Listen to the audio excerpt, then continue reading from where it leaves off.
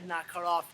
How you doing? Happy Monday. Hope you guys are all doing well. Mr. Moran from my backyard for a daytime Sunday afternoon version of a fireside chat. I mean, come on, who'd have ever thought it would be 75 degrees on the first weekend of November in New York? I mean, this is just fantastic. It is way. I had to put a piece of ice in my mouth. On. It's way too hot to put a fireplace in my house right now. I'm sorry. And I'm cooking steak for dinner tonight, so I don't know if I'm gonna be able to show you how to cook that. I mean, maybe I will. I'll see what happens. Right? But I went and got 2 New York strips, fantastic cut of meat. So I'm gonna cut those tonight. Maybe at the end of the video here, I'll see if I can show you a little bit of tutelage on how to make the perfect crisscross grill marks on a steak. But hope you guys are all doing well. Hope you all had a fantastic weekend. All right. We're back at another week of school here, another 4-day week of school. No school on Wednesday for the Veterans Day, which is fantastic. I'm out at Stella Maris for the retreat today with the sophomores, and hope you guys are all doing well. We're going to pick up today in section 26, which is the first section of our new chapter with the book of Exodus. If you go into your iBook, right, you are more than welcome to watch the trailer for this new section. I know I watched it in probably 2 of my classes last week. 4 of you guys, I didn't do it. 8th period, a little shout out to you guys. I know you guys asked me to do a little shout out, so 8th period shout out. Hope you guys are all doing well. Make sure you watch the video for the trailer. Get yourself pumped up for the Exodus. All right, so we're moving into now a new book. Right, you can hear my dog going crazy. Abby, come here. She's chasing squirrels. Right, she's chasing squirrels in the backyard. It's crazy. But anyways, what's going to happen is we're going to move into a new book of the Bible. We've been looking at the book of Genesis this whole year so far, right? And now we're going to move into a new book, right? When we left off the book of Genesis, the Israelites are left in Egypt, right? Joseph invites Jacob to move the whole family to Egypt. He does that, and everything seems to be going great. When the book of Exodus picks up, it's been 430 years. So let's just go ahead and read this. So open up to section 26. I don't know if you guys can see this. I'm going to put the highlights in Schoology for you guys as well so you guys can see them, right? But notice it says in verse 6, Joseph and all his brothers and that whole generation died, but the Israelites were fruitful and prolific. They multiplied and became so numerous that the land was filled with them. Verse 8, the new king, who knew nothing of Joseph, rose to power in Egypt. All right, so let's understand what this means. The new king, meaning a pharaoh. There's a new pharaoh, and we believe him to be Ramses II. If you click on the did you know right there, it talks about this is like 10th century BC in Egypt, and it's most likely Ramses II. All right, most likely. Okay, during this period of time here, right? So let's just stick with that, Ramses II. All right. Now, why does he know nothing about the Hebrew people? Because it's been 430 years, right? And the Pharaoh is looking out over his country, and he's like, holy moly, like, why are all these Hebrews, why are all these Israelites living in Egypt? Because notice verse 10. He said to his people, see the Israelite people have multiplied and become more numerous than we are. What? There are more Israelites living in Egypt than Egyptians, according to the account here of Exodus. That's crazy. Right? And so what's his plan? Let us deal shrewdly with them to stop their increase. Otherwise, in time of war, they too may join our enemies to fight against us and so leave the land. Right? So you see, this is the problem. Pharaoh is fearful of the Hebrews. He's fearful of the Israelites because he fears that if a neighboring nation were to attack Egypt, the Israelites would all abandon ship on the Egyptians and join forces with the enemy, and there goes Egypt, right? Especially since they outnumber them. So what are they going to do in verse 11 and 12? Right, is they're going to set supervisors over the Israelites to oppress them with forced labor. Thus they had to build for Pharaoh the garrison cities of Pithom and Ramses. Yet the more they were oppressed, the more they multiplied and spread. So the Egyptians began to loathe the Israelites, and the Egyptians will reduce the Israelites to cruel slavery, making life bitter for them with hard labor at mortar and brick and all kinds of field work. So you go ahead and highlight verse 13 there, folks. And just notice, the job that the Israelites had to do while they were in slavery was to make bricks and to lay them. Right, that was their job. They were bricklayers. Right, they had to make the brick and then they had to lay them. Right, they built these massive garrison projects. The other day, my daughter was asking in the class, like, in the car, like, how did they build the pyramids? Like, how did they do that? And my wife was like, they used slaves. They used the slave labor, and unfortunately, that was the way in which the Egyptians were able to build these massive building projects, right? Just through the sweat of other people, right? And it's horrible. You shouldn't do these things. All right. But that doesn't work, right? You see, because the whole plan behind the Egyptians enslaving the Hebrews is to kind of decrease their numbers, to get them to get smaller in population. It doesn't work. Notice it says that the more they reduce into slavery, the more they're going to multiply and become prolific. So in verse 15, Pharaoh's got another plan. He basically tells the midwives. Now, you guys know what a midwife is? A midwife is a woman who is not quite a doctor, not quite a nurse, but somebody who helps a woman give birth to a child, right? And so he says to the midwives, if you see that the Hebrew woman is giving birth to a little baby boy, you are to kill the baby. If he's giving birth to a little baby girl, then you may let the baby live. What? Oh, we see, like, think about it, that's crazy. And thanks be to God, in verse 19, the midwives don't do it. They don't listen. They say, oh, these Hebrew women, they just give birth before we even get there. And so it's not possible. And so here we go. So because the Hebrew people still continue to multiply, Pharaoh is going to order something atrocious. In verse 22, because the midwives fear God, God built up families for them. Pharaoh then commanded all his people, throw into the Nile every boy that is born, but you may let all the girls live. So in verse 22, we see Pharaoh, go ahead and highlight that verse. Pharaoh is going to order the massacre of all of the baby boys of the Hebrew children. He's going to order that they be drowned. What a horrible, horrible, atrocious thing. All right, just atrocious thing. All right.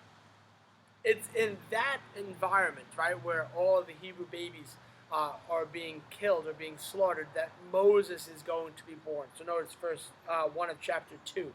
Now a man of the house of Levi married a Levite woman. So highlight the word Levi, right, and just notice right away that Moses is from the tribe of Levi, right? He's from the tribe of Levi, which means he's a descendant of Levi, and Levi, of course, was one of the 12 sons of Jacob. All right, he's one of those descendants. All right, the woman conceived and bore a son. Seeing what a fine child he was, she hid him for 3 months. But when she could no longer hide him, she took a papyrus basket, dubbed it with bitumen and pitch, and putting the child in it, placed it among the reeds on the bank of the Nile. His sister stationed herself at a distance to find out what would happen to him. All right, so what does the mother do? Moses' mother, when she's no longer able to hide him after 3 months, because newborn children make very little noise. Their cries are like little whimpering. They're very soft, right? They don't make a lot of noise. They're very easy to kind of subdue. But once they hit 3 months, they find their lungs, and it's hard to hide that the child's there. And so she's going to place him in a basket and put him in the Nile. Now, I think sometimes when we look at this story, I think this is absurd. Like, what are you doing, lady? Why would you put the baby in the Nile River? He's just going to drown.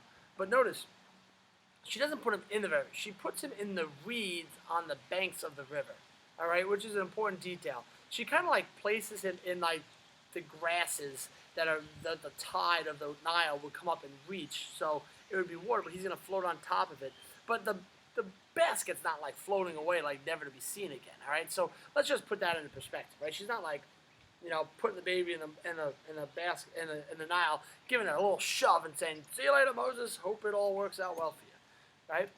And what's going to happen is Moses' sister, whose name is Miriam, all right, you'll highlight that in a second, is watching what's going to happen. All right, so what happens here in verse 5? Pharaoh's daughter came down to bathe at the Nile. While her attendants walked along the bank of the Nile, they noticed the basket, and she sent her handmaids to fetch it. On opening the basket, she looked, and there was a baby boy crying. Pharaoh's daughter was moved with pity for him and said, "It is one of the Hebrews' children." how would she know that he's a Hebrew child? Let's just pause for a moment. How would she know? Do you know? Can you say the answer? Say it out loud. Say it out loud. That's right. Everyone's going to be like, what are you doing? Say it out loud. Why would she know? Right? Think about it. What is the sign that all male Hebrew children after 8 days would have had on their body? Very good. Highlight it is one of the Hebrew children and just put the note that he would have been circumcised. That's how she knows. Right? He would have been circumcised. Make sense? Right? And so she recognized, she's like, this is a Hebrew child. Right? And notice verse 7, her sister, right? So Moses' sister, right, is going to ask the Pharaoh's daughter, shall I go and summon a Hebrew woman to nurse the child for me? Right? So Miriam is a little girl. She's like following us along, and she's like, oh, Pharaoh's daughter, would you like me to go and get a Hebrew woman that can nurse the child? Because, at the time, there's no formula, there's no milk to feed a newborn child. You need a woman who's capable of nursing. And so Pharaoh says to Miriam, right? By the way, you can put that note for his sister is Miriam, all right? It says, sure, go and get for me someone that can nurse the child. And she goes and gets, get a load of this, she goes and gets Moses' own mother. How great is this, right? And then verse 9, Pharaoh's daughter said to her, take this child, nurse him for me, and I will pay you.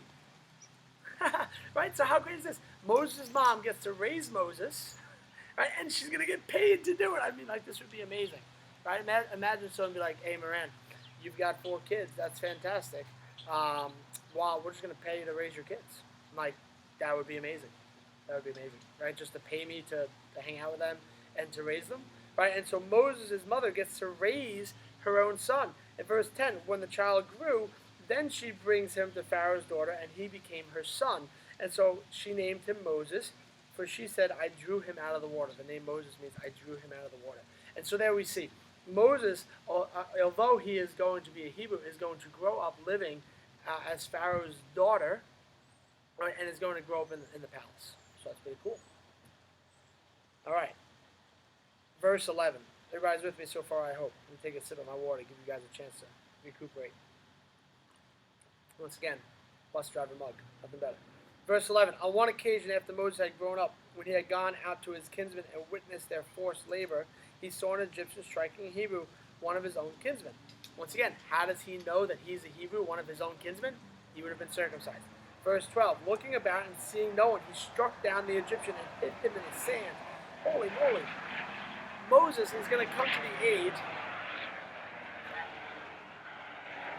Airplane going by overhead. Hopefully you guys can still hear me. It's through the bushes though, through the trees, so you probably can't see it. But anyways, Moses is going to see this Egyptian kind of beaten up on a Hebrew, and Moses is going to come to his aid, and in coming to his aid, he actually strikes the Egyptian dead, and is going to kind of bury him in the sand. The next day they find him, right? And when Pharaoh learned that Moses was the one that killed an Egyptian, in verse 15, what does he want to do to Moses? What is he going to do? Yeah, he's going to kill Moses.